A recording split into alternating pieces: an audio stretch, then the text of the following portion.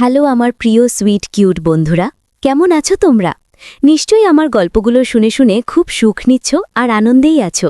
তোমাদের আনন্দ দিতেই তো আমি নিয়মিত তোমাদের জন্য নতুন নতুন ভিডিও নিয়ে হাজির হই। তো তোমরা যারা এখনও আমার চ্যানেলটি সাবস্ক্রাইব করনি তারা প্লিজ প্লিজ আমার চ্যানেলটি সাবস্ক্রাইব করে দাও। তো বন্ধুরা আর দেরি করো না, জলদি জলদি ভিডিওতে একটি লাইক দিয়ে চ্যানেলটি সাবস্ক্রাইব করে দাও। অমিত এক মধ্যবিত্ত পরিবারের সাধারণ ছেলে, পড়াশোনায় খুব ভালো। ছোট থেকেই সে অর্থনৈতিক অভাব দেখে বড় হয়েছে। ছোটবেলা থেকেই ভেবে নিয়েছিল পরিবারের অর্থনৈতিক অবস্থা ভালো করতে খুব তাড়াতাড়ি তাকে একটি জব পেতেই হবে। তাই ছোট থেকেই পড়াশোনা খুব ভালো করার চেষ্টা করত। স্বাভাবিকভাবেই সে তাড়াতাড়ি স্কুলে চাকরি জুটিয়ে নেয়। অবশ্যই তার জন্য তাকে দিন-রাত কঠোর পরিশ্রম করে পড়াশোনা করতে হয়েছে। পাড়ার অবশ্য অনেকেই তাদের উপর হিংসা করে ওর তাড়াতাড়ি চাকরি পাওয়ায়। আসলে সফলতা দেখে অনেকেই নিজের হিংসা সহ্য করতে পারে না, কিন্তু সফলতার পেছনে কঠোর পরিশ্রম কেউ দেখে না, কেউ ভাবে না। এটাই বর্তমান সমাজের বৈশিষ্ট্য।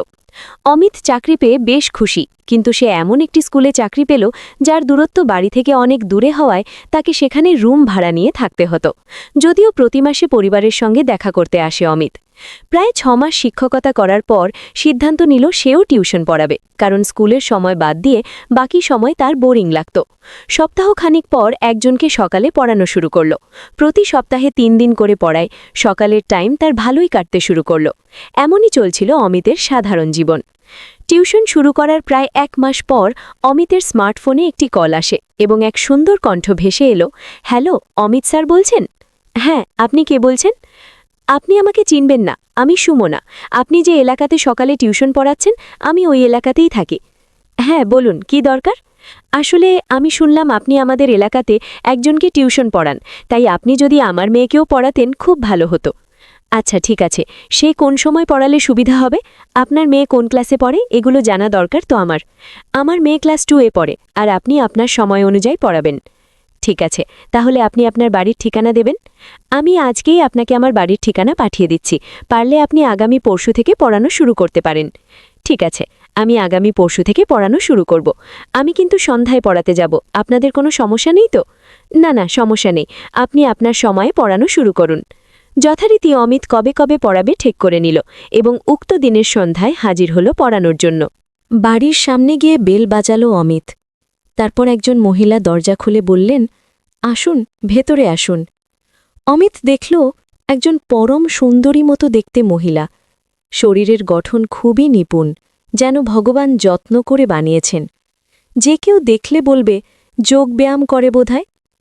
অমিত তো সবকিছু লক্ষ্য করে থ হয়ে গেল, যেন স্বর্গ থেকে পরী নেমে এসেছে। অমিত মহিলার বয়স অনুমান করার চেষ্টা করল। 30 থেকে 35-এর মধ্যে হবে। অমিত এমনিতেই ভালো ছেলে, কিন্তু এমন একটি সুন্দরী মহিলাকে দেখে স্থির হতে পারল না।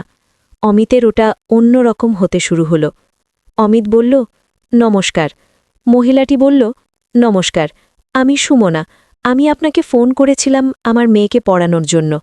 তারপর মেয়েকে ডাক দিল, রাইসা, এদিকে আয়, তোর নতুন শিক্ষক এসেছে, তোকে আজ থেকে পড়াবে।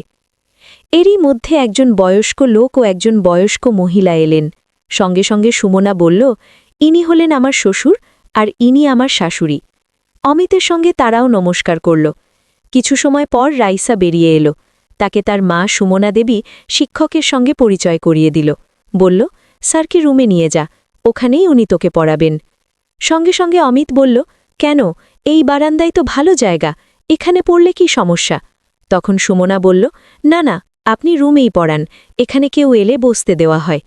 সেক্ষেত্রে সুমনার শ্বশুর শাশুড়িও সমর্থন জানাল। তারপর অমিত রাইসাকে পড়ানো শুরু করে দিল। পড়ানোর প্রায় আধ ঘণ্টা পর সুমনা রুমে গিয়ে বলল, আপনার জন্য চা করেছি, এখানে খাবেন না বাইরে টেবিলে বসবেন? অমিত একটু ইতস্তত করে বলল, ঠিক আছে, আপনি টেবিলে রাখুন, আমি আসছি। সুমনা টেবিলে চা রেখে ওখানে বসে থাকল। কিছুক্ষণ পর ডাক দিল, কি হলো, চাটা খেয়ে নিন, ঠান্ডা হয়ে যাবে তো। অমিত বাইরে এলো। চেয়ারে বসে চায়ের কাপ হাতে নিয়ে খেতে শুরু করল, আর অমিতের চোখ চলে গেল সুমনার ওই দৃশ্যগুলোতে। অমিতের মনে হচ্ছে এখন একটু ছুঁয়ে দিই, এমন মনে মনে ভাবল অমিত। সুমনা শাড়ি পরেছে, ফলে সবকিছু যেন অমিতকে আকর্ষণ করে তুলছে। সুমনা লক্ষ্য করল অমিত চাটা যেন খেতে চাইছে না, জোর করে খাচ্ছে। তাই অমিতকে জিজ্ঞাসা করল, চা কি ভালো হয়নি? না না, আসলে আমি চা খুব একটা পছন্দ করি না, তবু আপনি বললেন তাই খেয়ে নিচ্ছি, খারাপ লাগবে তো না খেলে, তাই। ও, আপনি বললেই পারতেন, আমি জানি না তাই চা করে ফেলেছি। কি করব বলুন? আচ্ছা বলুন, আপনি কি পছন্দ করেন, তাহলে পরের দিন সেরকম কিছু করব। না না, কিছু করতে হবে না, আমি তো মাত্র 2 ঘন্টা পড়াবো, তাই কিছু খাবো না। যদি কোনোদিন খেতে ইচ্ছে হয় আমি বলবো আপনাকে। না না, তা বললে হয় নাকি? লোকে জানলে কি বলবে? ওদের বাড়িতে পড়াতে যাই কিন্তু কিছু খেতেই দেয় না। না, ওটা নিয়ে ভাববেন না, আমি সত্যি কোথাও পড়াতে গেলে খাই না। আর তাছাড়া আপনি কি লোকের কথা শুনে চললে জীবন ঠিকভাবে চালাতে পারবেন? লোকে অনেক কিছুই বলবে, সব কিছু নিয়ে ভাবলে হয় না। শেষ বাক্যটি সুমনার মনে দাগ কেটে দিল। মনে মনে সুমনা ভাবল, সত্যিই তো, লোকে অনেক কিছুই বলে, সব শুনলে জীবন কঠিন হয়ে যায়। আচ্ছা ঠিক আছে, যখন খাওয়ার ইচ্ছে হবে বলবেন, তখন আমি ব্যবস্থা করে দেব। আবার পড়তে গেল অমিত। অমিতের পড়ানো প্রায় শেষের দিকে। এমন সময় সুমনা এসে বলল, আপনি একটু দাঁড়াবেন, পড়ানোর ব্যাপারে কথা বলবো। অমিত কথা মতো পড়ানো শেষে চেয়ারে বসে অপেক্ষা করতে লাগল। কিছু সময় পরে সুমনা এসে বলল, হ্যাঁ বলুন, আপনার মাসে মাইনে কত টাকা দিতে হবে? অমিত বলল, দেখুন, আমি টাকার জন্যে পড়ানো শুরু করছি এমন নয়, আমার অবসর সময় নষ্ট না করে যদি কাউকে কিছু শেখাতে পারি তাই পড়ানো শুরু করেছি। সুমনা বুঝতে পেরেছে এই ছেলে একটু লাজুক স্বভাবের, তাই টাকা নিয়ে কথা বলতে চায় না। তাই বলল, ঠিক আছে, আপনি আমাদের পাড়ায় একজনকে পড়াতে যা টাকা নেন আমি আপনাকে তাই দেব।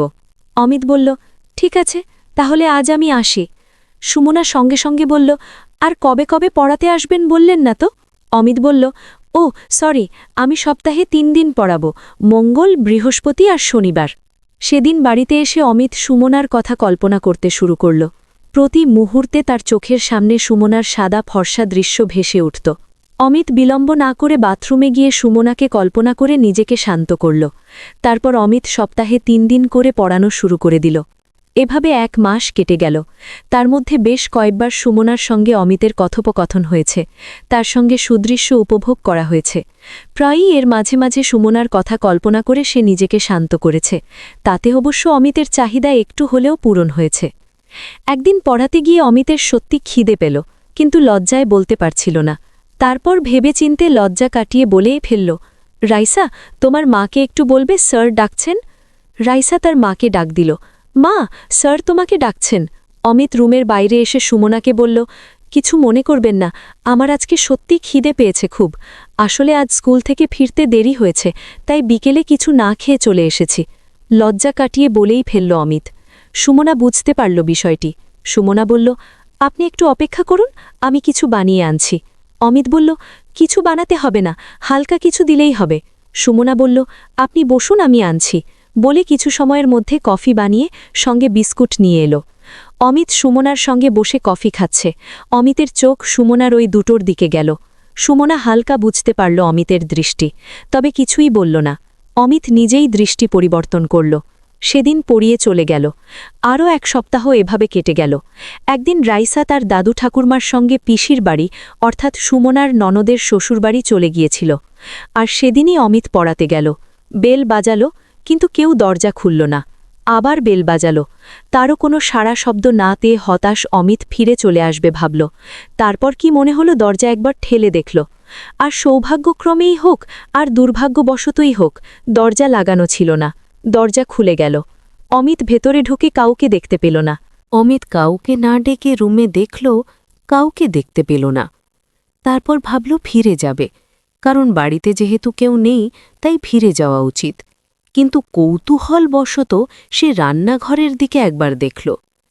সেই মতো সে রান্নাঘরের দিকে অগ্রসর হল। প্রথমে ভাবল বৌদি বলে ডাক দেবে, তারপর ভাবল থাকলে তো রান্নাঘরেই থাকবে, যাই দেখে আসি কি করছে। রান্নাঘরে ঢোকার আগেই দূর থেকে দেখতে পেল এক অদ্ভুত দৃশ্য, যা দেখে অমিত নিজের চোখকে বিশ্বাস করতে পারছিল না। অমিত ধীরে ধীরে রান্নাঘরের দরজার সামনে গিয়ে উঁকি মেরে দেখতে লাগল কি অপূর্ব সুন্দর দৃশ্য অমিতের চোখের সামনে ঘটছে। সুমনা নিজে নিজের ইচ্ছা পূরণ করছে। হঠাৎ সুমনা মুখ ঘোরাতেই চোখাচোখি হয়ে গেল অমিত আর সুমনার মধ্যে। কি দৃশ্য দেখছিল অমিত, আর এখন কি পরিস্থিতি তৈরি হয়ে গেল। অমিত ভয়ে দেয়ালের আড়ালে নিজেকে আড়াল করার চেষ্টা করল। অন্যদিকে সুমনা লজ্জায় কি করবে ভেবে হতভম্ব হয়ে গেল। দুজনেই কাপড়চোপড় ঠিক করে নিল। প্রায় 1 মিনিট দুজনেই দুজনের স্থানে চুপ করে দাঁড়িয়েছিল, কেউ কোনো কথা বলল না। তারপর সুমনা নিজের সব কাপড় ঠিক করে অমিতের দিকে এগিয়ে এলো। সুমনা অমিতকে তার রুমে নিয়ে গেল, সেখানে গিয়ে দুজন নিজের মনের বাসনা পূরণ করল। তো বন্ধুরা, আজকের গল্পটি তোমাদের কেমন লাগলো ফেসবুকে মেসেজ করে আমাকে জানিয়ে দিও, আর আমার চ্যানেলের অন্যান্য গল্পগুলোও শুনে এসো। আর অবশ্যই ভিডিওতে একটি লাইক দিয়ে চ্যানেলটি সাবস্ক্রাইব করে দিও প্লিজ। তোমরা সবাই অনেক অনেক ভালো থেকো, আর নিয়মিত আমার গল্পগুলো শুনবে কিন্তু। আমি নিয়মিত তোমাদের জন্য মজার গল্প নিয়ে আসব। বাই।